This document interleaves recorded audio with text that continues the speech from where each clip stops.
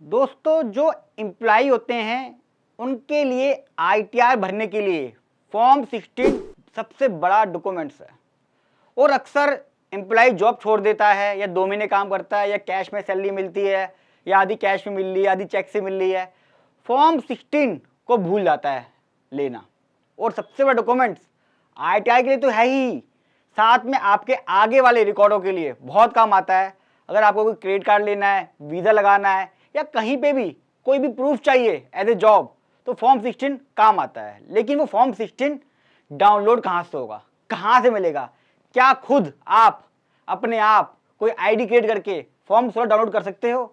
आज की वीडियो इसी के ऊपर है, इंडिया के इकलौते प्रैक्टिकल चैनल एक्सपर्ट सी सचिन पर। और सभी को मेरा नमस्कार। स्टार्ट करता हूं, फॉर्म 16 कैसे डाउनलोड होगा, डाउनलोड करना सिखाऊं।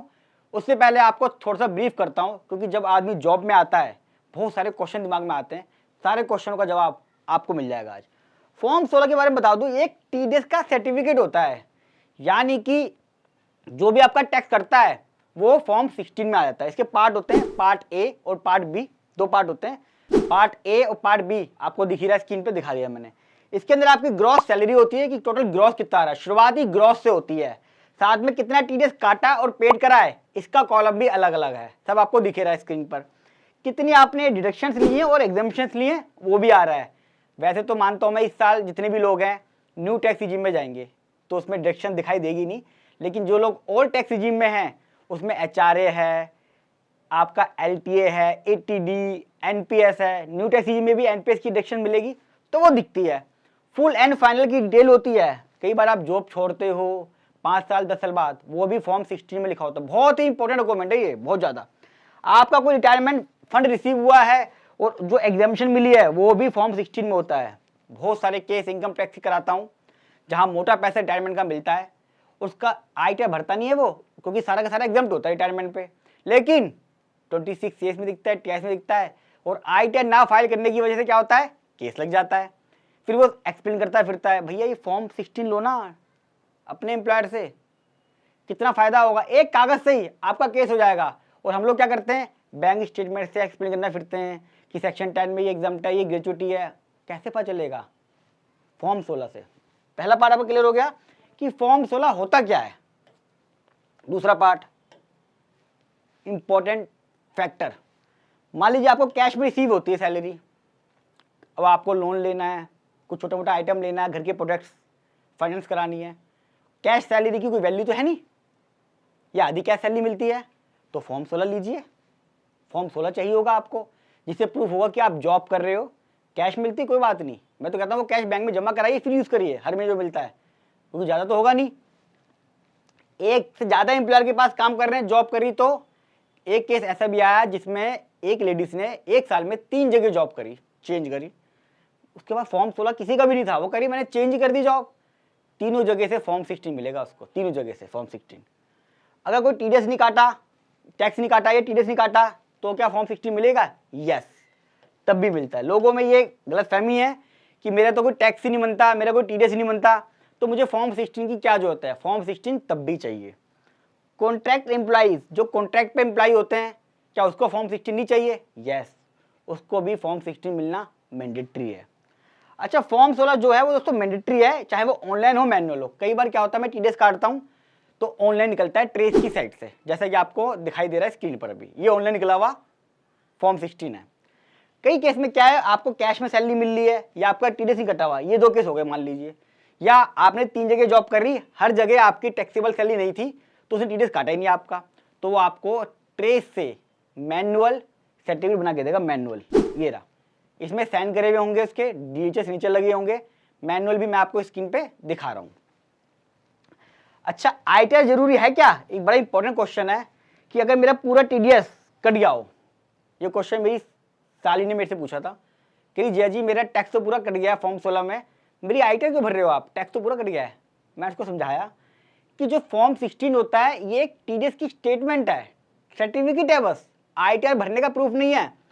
आपका फॉर्म 16 मिल गया, आपको सैलरी पे टीडीएस कट गया, अब आपकी इंटरेस्ट की इनकम है, आपकी रेंटल इनकम है, वो आप अपनी आईटीआर में दिखाओगे। आईटीआर भरना जरूरी है। अगर आपके पास सिर्फ फॉर्म 16 है और पूरा पूरा टैक्स उसमें कट भी गया है, तब भी आईटीआर भरना मैंडेटरी है।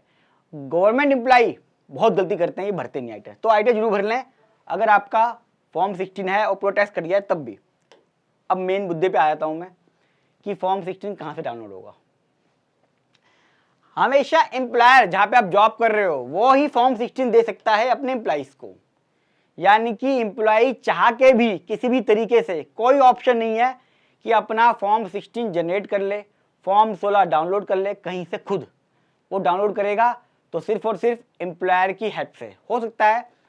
आजकल एमएनसी के अंदर सबके पास अपने अपने पोर्टल हैं, आपके पास पोर्टल पे ऑप्शन है वो डाउनलोड कर लें उसमें से, लेकिन वो डाउनलोड ऑप्शन भी आपको एम्प्लॉयर ही देगा। वो एम्प्लॉयर ने फॉर्म 16 जनरेट करा है ट्रेस से और फिर अपलोड करा है आपके एम्प्लॉय आईडी के पोर्टल पे, वहीं से डाउनलोड होता है।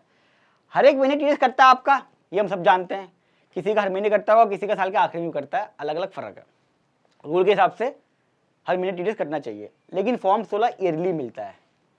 मान लीजिए मैं एक जगह जॉब कर रहा हूँ पूरे साल, तो ऐसा नहीं है मेरा टीडीएस तो हर महीने जमा हो रहा है और रिटर्न क्वार्टरली जा रही है बाय एम्प्लॉयर, लेकिन फॉर्म 16 मुझे एक मिलेगा ईयरली, कभी भी क्वार्टरली नहीं मिलता। हाँ, आपने अगर जॉब छोड़ दी तो क्या होगा, ये रहा, मान लीजिए कहीं दो महीने जॉब करी और टीडीएस कटाई नहीं, 2 लाख की सैलरी दी, तब भी आपको फॉर्म 16 मिलेगा।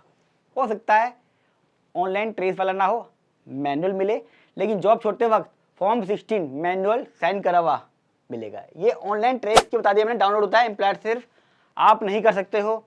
मैनुअल भी ले सकते हो आप, एम्प्लॉयर देगा ओनली, स्टैम्प मार देगा अपनी और डीजे सिग्नेचर लगा देगा। वो क्या करेगा, अपने सॉफ्टवेयर के अंदर डिटेल फिट करेगा आपकी सैलरी की। हमसे भी कई लोग मांगते हैं कि सर मेरा टीडीएस तो कटानी है, मेरी सैलरी 4 लाख रुपए ही है, मेरे को फॉर्म 16 चाहिए। हम अपनी सॉफ्टवेयर से, जो हमारा सॉफ्टवेयर है टीडीएस का, उसमें इसकी डिटेल फिल करते हैं, एम्प्लॉयर की फिल करते हैं, फॉर्म 16 मैनुअल आ जाता है, एम्प्लॉयर को भेजते हैं, वो उस पर स्टैम्प मारता है, सिग्नेचर मार देगा या अपने ऑनलाइन डिजिटल सिग्नेचर लगा देगा और फिर वो हम एम्प्लॉय को दे देते हैं। प्रूफ तो है ना कि इतनी सैलरी मिली है, टैक्स नहीं करता क्या फर्क पड़ता है। Self form 16 by employ not possible, बता चुका हूं आपको मैं। बैंक स्टेटमेंट में क्रेडिट एंट्रीज आ रही है, क्या वो आईटीआर के लिए सफिशिएंट है। कई बार लोग कहते हैं कि सर फॉर्म 16 नहीं दिया मैं, आप हमारी बैंक की एंट्रीज ले लीजिए। बहुत ही गलत अप्रोच है ये, कभी भी हमें ऐसा नहीं करना चाहिए। उसका रीजन, जो मेरे बैंक में पैसा आ रहा है दोस्तों, वो बहुत सारी डिडक्शंस के बाद आता है। कई बार पीएफ करता है, ईएसआई करता है, किसी का टीडीएस भी करता है, किसी के बहुत सारे अदर चार्जेस होते हैं, मेडिकल इंश्योरेंस करा लिया वो सब करता है, एनपीएस करता है। तो जो बैंक में सैलरी आ रही है वो नेट आ रही है, ग्रॉस नहीं आ रही है, वो कोई प्रूफ नहीं है।